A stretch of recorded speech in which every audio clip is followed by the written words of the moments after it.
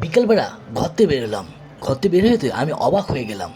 এত কুয়াশা আসলো কোথা থেকে? শীত না আসতেই এত কুয়াশা!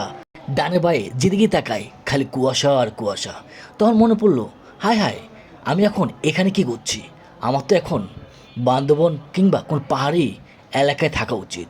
কেননা এই শীতের সময় সেসব জায়গায় ঘুরতে কী যে ভালো লাগে, যারা ঘুরতে যায়নি তারা কখনোই বুঝবে না। কিন্তু একটু পরেই আমি আকাশ থেকে পড়লাম, হায় হায়, এর কে দেখছি? এগুলো তো কুয়াশা না, এগুলো মশা মারার ধুয়ো। দিন বদলাচ্ছে, সব কিছু আধুনিক হচ্ছে, কিন্তু এই মশা মারার পদ্ধতি আর চেঞ্জ হলো না। সে আগেকার মানবতার আমলে রয়ে গেল। কিন্তু একটা ভালো কথা কি জানেন? মেশিনটার আওয়াজটা আসলে ভালো লাগে। তা আপনারা একটু আওয়াজটা শুনুন।